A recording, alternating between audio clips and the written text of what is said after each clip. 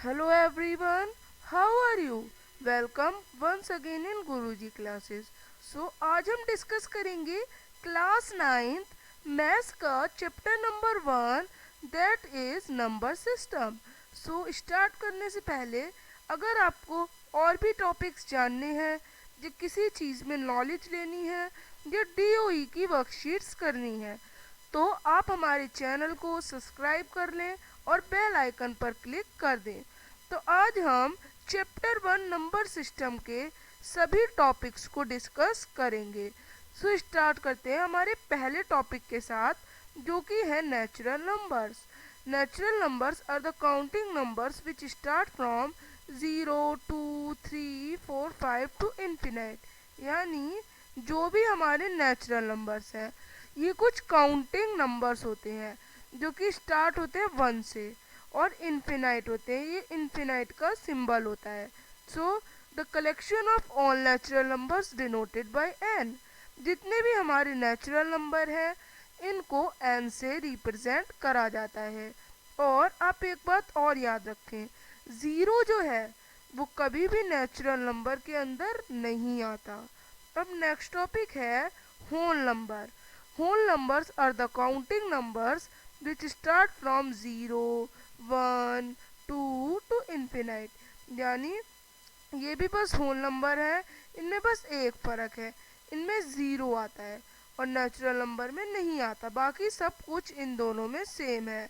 ये भी इन्फिनाइट होते हैं, इनमें सभी पॉजिटिव नंबर्स आते हैं ज़ीरो को मिलाकर और इनको हम रिप्रेजेंट करते हैं W से। These are denoted by W and zero is also included in whole number। जो होल नंबर के अंदर ज़ीरो भी आता है। अब नेक्स्ट टॉपिक है integers. The collection of all whole numbers and negative of all natural numbers are called integers. जितने भी होल नंबर से 0 1 2 टू इन्फिनाइट तक यानी सभी पॉजिटिव नंबर्स और सभी नेगेटिव नंबर्स नेचुरल के, यानी जितने भी नेचुरल नंबर्स हैं उनके नेगेटिव, 1 का -1 2 का -2 3 का -3। जितने भी नेगेटिव और होल नंबर्स हैं ये सारे हमारे आते हैं इंटीजर्स में। इंटीजर्स के अंदर दोनों होल नेचुरल और नेगेटिव नंबर्स आते हैं। These are denoted by Z. इनको जेड से डोनेट करते हैं। दिस जेड्स कम फ्रॉम जर्मन वर्ड जेलेन। अब ये वर्ड आया कहाँ से? इसको जेड से रिप्रेजेंट करते हैं। क्यों करते हैं? जेड जो है ये हमारा आया एक जर्मन वर्ड से जो है जहलेन। इसका मतलब है टू काउंट। तो इसलिए हमने इंटीजर्स को डिनोट किया जेड से क्योंकि ये ऑल काउंटिंग नंबर्स हैं इसमें। अब अगला टॉपिक है नंबर लाइन। आप ये नंबर लाइन देख सकते हैं पॉजिटिव एंड नेगेटिव नंबर्स को इन पे। तो ये सारे पॉजिटिव नंबर्स है, जितने भी नंबर हमारे राइट में होते हैं। The numbers in the right of the positive are, the numbers in the right of the number line are positive numbers and the numbers in the left side of number line are negative numbers। and here is also zero, that is neither positive nor negative। ना ही ये positive है और ना ही negative है। तो अगला topic क्या है? अब हम डिस्कस करेंगे अपना next topic natural rational numbers. A number that can be written in the form of p upon q। जिन नंबर को हम p अपॉन q की फॉर्म में लिख सकते हैं, जहाँ पे p और q क्या है? हमारे इंटीजर्स हैं। एंड जो q है उसकी वैल्यू कभी भी ज़ीरो नहीं हो सकती। इनको कहा जाता है rational numbers. These are denoted by q। इनको हम डिनोट करते हैं q से। अब लिखा कैसे जाता है तो हम देख सकते हैं p अपॉन q। यहाँ पे p न्यूमरेटर है और q डिनोमिनेटर है और q जो है वो कभी भी हमारा क्या नहीं हो सकता? ये हमारा कभी भी ज़ीरो नहीं हो सकता। अब आगे इरेशनल नंबर्स, ये हमारा एक नया टॉपिक है तो आप सभी इसे ध्यान से देखें। Irrational numbers are the numbers which can not be written in the form of simple fraction. इनको हम p अपॉन q की फॉर्म में यानी रेशनल नंबर की फॉर्म में नहीं लिख सकते। ये होते हैं √2 √3 √5 एंड √11। और इसमें हमारा पाई भी आता है। तो ये जो नंबर है इनको हम कभी भी कहाँ नहीं लिख सकते, हम इन्हें कभी भी रेशनल फॉर्म में नहीं लिख सकते। नेक्स्ट टॉपिक है रियल नंबर। ये भी हमारा एक नया टॉपिक है। The collection of all the numbers consist of rational and irrational numbers are called real number. जितने भी हमारे इरेशनल नंबर्स हैं, रेशनल नंबर्स हैं, होल नंबर्स हैं, इंटीजर्स हैं, ये सभी किस में आते हैं, रियल नंबर में आते हैं। और रियल नंबर को किससे डिनोट किया जाता है, इनको डिनोट किया जाता है आर से। तो अब नेक्स्ट टॉपिक है ये सर्कल। सर्कल में हम पढ़ेंगे कौन किस में आता है। जितने भी नेचुरल नंबर हैं वो होल नंबर में आते हैं। अब जितने भी होल नंबर हैं वो इंटीजर में आते हैं, और इंटीजर्स, होल नंबर्स और नेचुरल नंबर सब किस में आते हैं, रेशनल नंबर्स में आते हैं। और इरेशनल नंबर सबसे अलग होते हैं। इरेशनल नंबर के अंदर तो कुछ नहीं आता, पर इरेशनल और रेशनल दोनों नंबर किसके अंदर आते हैं, रियल नंबर्स के अंदर, जैसा कि हम इस पाई चार्ट में समझ रहे हैं। तो अगला टॉपिक क्या है, अगला टॉपिक है कुछ facts. There are infinite many numbers between any two numbers. जितने भी हम नंबर्स होते हैं हमारे, इनके बीच में कई सारे नंबर्स हो सकते हैं। 2/3 और 5/3 के अंदर ढेर सारे नंबर हो सकते हैं। और all types of number consist in real number. जितने भी तरह के नंबर होते हैं, integer, whole number, natural number और ये रेशनल नंबर्स, इरेशनल नंबर्स, ये सब रियल नंबर में आते हैं। अब all integer are rational number, जितने इंटीजर्स हैं वो सब रेशनल नंबर के आते हैं अंदर। और जो जीरो है हमारा is the neither positive non negative number. Zero ना ही पॉजिटिव है और ना ही नेगेटिव है। अब every point can be represented on number line.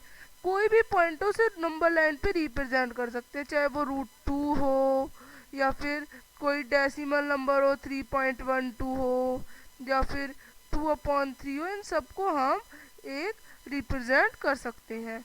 अब every number can be represented by a unique number. अब जितने भी नंबर हैं उन सबका एक यूनिक नंबर होता है और एक यूनिक पॉइंट होता है नंबर लाइन पे।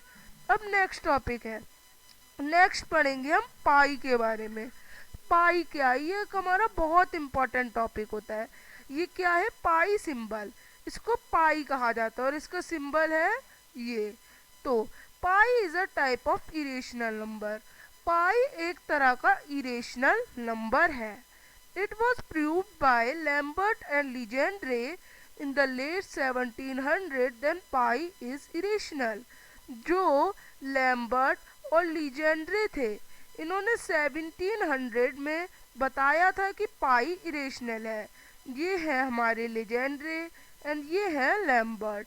सो the value of pi is infinite. Pi की वैल्यू इन्फिनाइट है, ख़त्म ही नहीं हो सकती। और its value find up to 1.24 trillion places. और 1.24 ट्रिलियन प्लेसेस तक इसकी वैल्यू निकाली जा चुकी है। अब we can make many pictures from it. हम इससे बहुत सारी पिक्चर्स भी बना सकते हैं, जैसे कि आप ये देख सकते हैं। सो नेक्स्ट टॉपिक है, अब हम कुछ और टॉपिक्स को डिस्कस करेंगे। Terminating decimals are the numbers that have a fixed or a finite number of digits after a decimal point. ऐसे होते हैं टर्मिनेटिंग डेसिमल नंबर्स जिनमें जो डेसिमल पॉइंट होता है, यानी 3.12, तो ये डेसिमल नंबर है। अब इसमें हम क्या देख सकते हैं, जो डेसिमल नंबर है उसके बाद कुछ फिक्स्ड नंबर आ रहे हैं, कुछ फिक्स्ड है, ये वो ख़त्म हो रहे हैं, ये नहीं कि चलते जा रहे हैं। इस तरह के नंबर्स को कहा जाता है टर्मिनेटिंग डेसिमल नंबर्स। अब non terminating decimal numbers are the numbers that have infinite number of digits which never end after decimal point. अब एक नया नंबर लेते हैं 8.2222 चलता ही जा रहा है। तो इस तरह के नंबर जिनमें डेसिमल के बाद नंबर्स रिपीट होते चले जाते हैं, जैसे कि नंबर ख़त्म ही नहीं हो रहे, 2 आ गया, फिर 5 आ गया, 6 आ गया, 4 आ गया, 3 आ गया, 2 आ गया, इस तरह से उनकी वैल्यू ख़त्म ही नहीं होती। जैसे कि पाई, इस तरह के नंबर होते हैं नॉन टर्मिनेटिंग डेसिमल नंबर्स। अब a recurring decimal exists when decimal numbers repeat forever। अब रिकरिंग नंबर क्या होता है? रिकरिंग नंबर्स को रिपीटिंग नंबर्स भी कहा जाता है। जब जैसे कि कोई नंबर 7 है और इसके आगे डेसिमल पॉइंट है और उसके बाद बार बार 3 रिपीट हो रहा है, तो इस तरह के नंबर जिनके डेसिमल के बाद कोई नंबर रिपीट ही होता चला जाता है, तो उनको कहा जाता है recurring decimal numbers. Uh non terminating non repeating decimal number. अब एक तरह के नंबर होते हैं नॉन टर्मिनेटिंग और non repeating is a decimal number. ये कुछ डेसिमल नंबर होते हैं दैट कंटिन्यूज एंडलेसली, जो कि चलते रहते हैं, कुछ रिपीट्स होती जाती हैं डिजिट्स उनसे, यानी 8.32424242 इस तरह से कोई पेयर बना के, कोई पैटर्न बना के, या फिर कुछ डिजिट्स बार बार रिपीट होके ही चलते हैं। इस तरह के नंबर्स को कहते हैं non terminating non repeating decimal numbers. So आपने इन्हें समझ लिया अच्छे से। अब आगे डेसिमल एक्सपेंशंस होती है रेशनल और इरेशनल नंबर्स की। Decimal expansion of rational number. Rational number की डेसिमल एक्सपेंशंस कैसी होती है? या तो टर्मिनेटिंग डेसिमल या नॉन टर्मिनेटिंग रिपीटिंग डेसिमल्स। और अब आगे आगे decimal expansion of irrational number. अब इरेशनल नंबर की कैसी होती है? नॉन टर्मिनेटिंग डेसिमल्स और non terminating non repeating decimals. तो डेसिमल एक्सपेंशन रेशनल नंबर की टर्मिनेटिंग और नॉन टर्मिनेटिंग रिपीटिंग, और इरेशनल की नॉन टर्मिनेटिंग डेसिमल और non terminating non repeating decimals. तो आगे क्या है? आगे हमारा टॉपिक है कि express 1.62 bar in the PQ form where Q is not is equal to 0 and P and Q are integers। यानी 1.62 बार ये एक नंबर है जो कि रिपीट हो रहा है, इसको आपको P अपॉन Q की फॉर्म में रिप्रेजेंट करना है। तो अब यहाँ पे बार लगा है, बार का मतलब ये डिजिट्स रिपीट होती जाएंगी, जिन जिन के ऊपर बार लगा होता है वो रिपीट होती जाती हैं। तो ये कैसे होगा? 1.62626262। तो अब हम एक नंबर लेते हैं, let x is equal to 1.626262। अब ये इक्वेशन 1 बनी।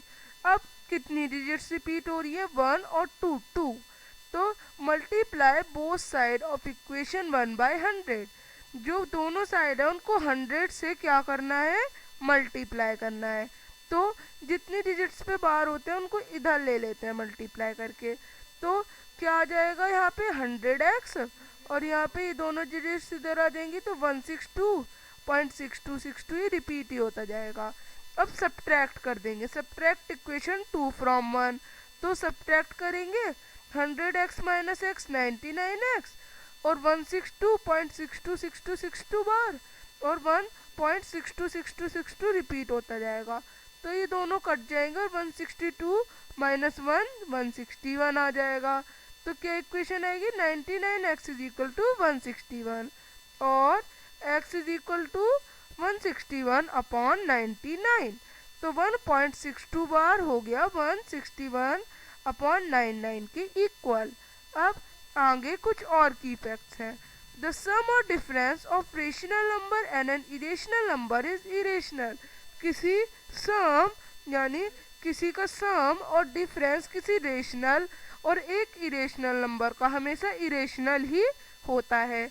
द प्रोडक्ट और quotient of non zero rational number, यानी जो प्रोडक्ट और क्विटेंट होता है, यानी डिवीजन और मल्टीप्लाई होने के बाद जो नंबर आता है किसी नॉन जीरो रेशनल नंबर का, यानी ज़ीरो नहीं होना चाहिए रेशनल नंबर में, विद एन इरेशनल नंबर अगर हम करेंगे तो इरेशनल ही आएगा। अब if we add subtract multiply और डिवाइड, अगर हम ऐड करें, सब्ट्रैक्ट करें, मल्टीप्लाई करें, डिवाइड करें टू इरेशनल नंबर्स को, तो आंसर रेशनल और इरेशनल कुछ भी हो सकता है। तो अब नेक्स्ट टॉपिक समझते हैं।